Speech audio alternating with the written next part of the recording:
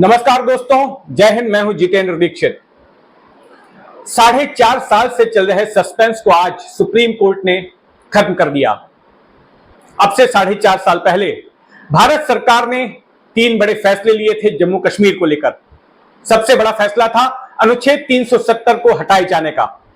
फिर फैसला हुआ कि जम्मू कश्मीर को 2 भागों में डिवाइड किया जाएगा, विभक्त किया जाएगा। एक जम्मू कश्मीर और दूसरा लद्दाख। तीसरा फैसला था कि इनको यूनियन टेरिटरीज में कन्वर्ट किया जाएगा। जम्मू कश्मीर के पास में विधानसभा होगी जबकि लद्दाख के पास नहीं होगी। तो इन तमाम फैसलों को लेकर काफी विवाद हुआ था, काफी बवाल मचा था। कई राजनीतिक पार्टियों ने इसके खिलाफ बयान दिए थे, आंदोलन किए थे। कई सारे संगठनों ने अदालत का दरवाजा खटखटाया था और करीब 4.5 साल तक ये मामला अदालत में चलता रहा और आखिर में सुप्रीम कोर्ट ने उन फैसलों पर अपनी मुहर लगा दी और सरकारी फैसलों को जायज ठहराया है। जाहिर है इसके बाद राजनीतिक प्रतिक्रियाएं भी आनी शुरू हो गई हैं। जो जम्मू कश्मीर की पार्टियां हैं उनका जो रुख पहले था अभी भी वही है और जाहिर तौर पर वो नाखुश नजर आ रही हैं इस फैसले से। इस मामले में शिवसेना की ओर से जो प्रतिक्रिया आई है वो दिलचस्प है। शिवसेना उद्धव ठाकरे गुट के प्रमुख उद्धव ठाकरे का कहना है कि देखिए, अगस्त 2019 में जब सरकार ने फैसला लिया था तब हम सरकार के साथ खड़े थे, क्योंकि हम भी मानते थे कि अनुच्छेद 370 को हटाया जाना चाहिए। और आज जब ये फैसला आया है तो हम भी बीजेपी की तरह ही खुश हैं, हम भी सरकार के साथ हैं। लेकिन इस मौके पर उद्धव ठाकरे ने मोदी को कश्मीरी पंडितों की याद दिलाई और कहा कि हाल ही में जो 5 राज्यों के विधानसभा चुनाव हुए थे तो उनमें मोदी की गारंटी की चर्चा हो रही थी कि मोदी की गारंटी काम कर गई। तो अब क्या मोदी गारंटी देंगे कि जो कश्मीरी पंडित विस्थापित हुए थे वे वापस से बसाए जाएंगे अपनी जन्मभूमि में? सुनिए उद्धव ठाकरे ने क्या कहा। कश्मीरी पंडितों का जो मामला है, अब हमें उम्मीद करूं कि विश्वास कौन गारंटी देगा, क्योंकि अभी गारंटी का जमाना है। गारंटी कौन देगा कि कश्मीरी पंडित जो अपना घर छोड़कर भाग गए या भागना पड़ा उनको, तो वो सारे के सारे अब लौटेंगे, इसकी गारंटी कौन देगा? कौन ऐसी व्यक्ति इस देश में है जो गारंटी देगा कि आने वाले चुनाव के पहले जितने सारे कश्मीरी पंडित अपना घर छोड़कर बाहर गए हैं, उनको जाना मजबूर थे, वो जाना पड़ा था, वो फिर अपने घर लौटेंगे, इसकी गारंटी कौन देगा? क्या प्रधानमंत्री इसकी गारंटी देंगे? हम जानना चाहते हैं। घरामध्ये त्यांना जावं लागलं आणि तेव्हा एकमेव हिंदू हृदय सम्राट बाळासाहेब ठाकरे यांनी त्यांना महाराष्ट्रामध्ये एक आसरा दिला होता। आता मोदीजी ही गॅरंटी घेतील का की हे देशभर पसरलेले जे काश्मीरी पंडित आहेत हे निवडणुकीसाठी मतदान करायला आपापल्या घरी परततील आणि खुल्या वातावरणात तिथल्या निवडणुकीत ते मतदान करतील? ही गॅरंटी मोदीजींनी घ्यावी, ही माझी त्यांच्याकडून अपेक्षा आहे। उद्धव ठाकरे यहां पर अपने पिता और शिवसेना के संस्थापक बाला साहब ठाकरे को याद कर रहे हैं और बता रहे हैं कि जिस तरह से बाला साहब ठाकरे ने कश्मीरी पंडितों को आश्रय दिया था, अब क्या मोदी भी उनके भले के लिए कुछ करेंगे? दरअसल इसके पीछे एक कहानी है जो मैं आपको संक्षेप में बताता हूं। देखिए, 80 के दशक में शिवसेना ने हिंदुत्ववाद का मुद्दा अपना लिया। उसके पहले शिवसेना भूमिपुत्रों के मुद्दे पर काम कर रही थी, मराठी मानुस के हित की बात कर रही थी, लेकिन उसे लगा कि यह मुद्दा जो है मुंबई ठाणे से बाहर जो है पार्टी को नहीं ले जा रहा है। अगर शिवसेना का विस्तार करना है, व्यापक तौर पर फैलना है, तो इसके लिए कोई बड़ा मुद्दा होना चाहिए। तो फिर शिवसेना ने हिंदुत्ववाद का मुद्दा अपनाया और शिवसेना की महत्वाकांक्षा थी कि वो देश भर की पार्टी बने, एक राष्ट्रीय पार्टी बने, और इसलिए कई और राज्यों में भी शिवसेना की इकाइयां स्थापित हुई। शिवसेना की इकाई पंजाब में स्थापित हुई, उत्तर प्रदेश में स्थापित हुई, राजस्थान में भी स्थापित हुई, जम्मू कश्मीर में स्थापित हुई।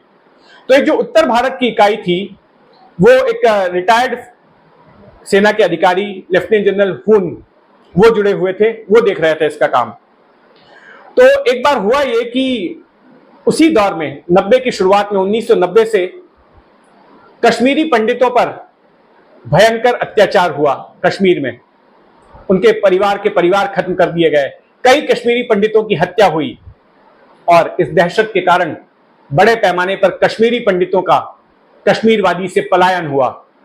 उन्हें कश्मीर छोड़कर भाग खड़ा होना पड़ा। कई लोग जम्मू के शरणार्थी कैंपों में रहे, कई लोग देश के अलग अलग इलाकों में गए, काफी बदहाली में उन्हें अपनी जिंदगी गुजारनी पड़ रही थी।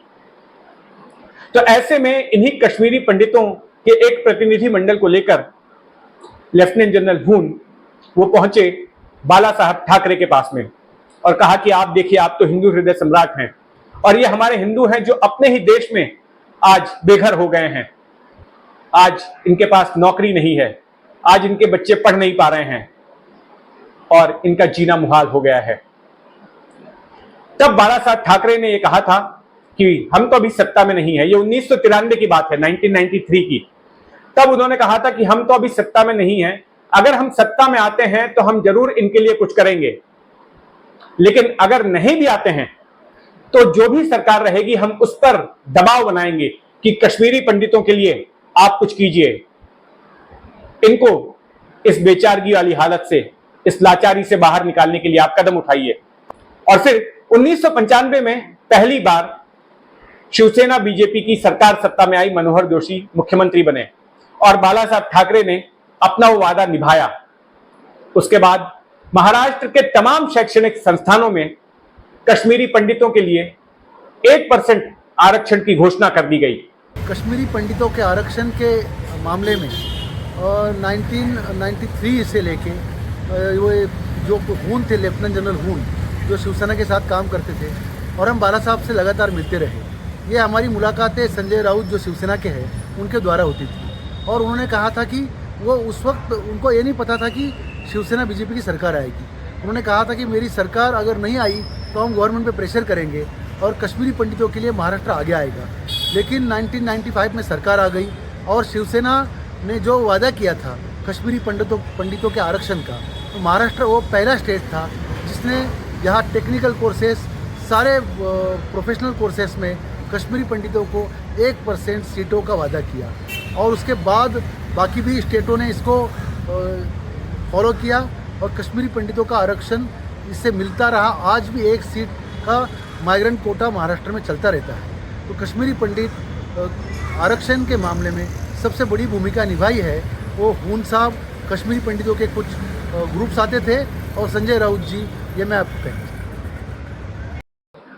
इस फैसले के लिए मुंबई में रह रहे कई कश्मीरी पंडितों ने भी फॉलो अप किया, जैसे कि अशोक पंडित मशहूर फिल्मकार हैं, उन्होंने भी बाला साहब ठाकरे से इस बारे में बातचीत की और उनको याद दिलाते रहे कि देखिए कश्मीरियों की क्या हालत हो रही है। और फिर यह फैसला ले लिया गया था और आज भी तमाम कश्मीरी पंडित बाला साहब ठाकरे की ओर से लिए गए उस फैसले को नहीं भूलते, उनका एहसान मानते हैं, उनके प्रति कृतज्ञता जताते हैं।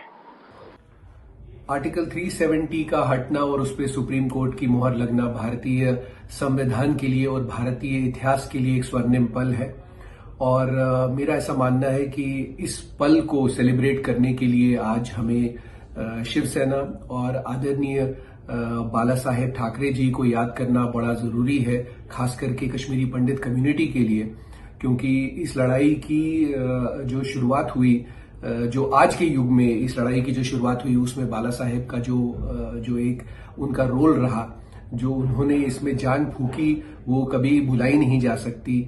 और जो हमारे समाज के लिए, कश्मीरी पंडित समाज के लिए जो बाला साहेब ठाकरे ने एक नींव रखी, एक बुनियाद रखी हमको सेल्फ सफिशिएंट बनाने के लिए, हमारे आगे आने वाली पीढ़ियों को सेल्फ सफिशिएंट बनाने के लिए, तो मैं समझता हूं कि ये पल हमें बाला साहेब ठाकरे साहब की याद में उसको डेडिकेट करना चाहिए। मैं करता हूं। तो अब इसी बात को याद दिलाते हुए उद्धव ठाकरे पीएम मोदी पर तंज कस रहे हैं कि देखिए अब तो सब कुछ आपके फेवर में आ गया है, आपके सारे फैसलों को सुप्रीम कोर्ट ने सही माना है। तो अब बताइए कि कश्मीरी पंडितों के लिए आप क्या करने वाले हैं? क्या आप इस बात की गारंटी लेते हैं कि वापस कश्मीरी पंडित कश्मीरवादी लौट सकेंगे और सुरक्षित जीवन जी पाएंगे? यह देखना होगा कि कश्मीरी पंडितों को लेकर आगे चलकर मोदी सरकार क्या करती है और क्या कश्मीरी पंडित वापस अपनी जमीन पर लौट पाते हैं। और एक और अहम फैसला जो आज सुप्रीम कोर्ट ने दिया वो ये था कि सितंबर तक चुनाव कराने हैं जम्मू कश्मीर में, क्योंकि 2014 के बाद से वहां पर कोई चुनाव ही नहीं हुए।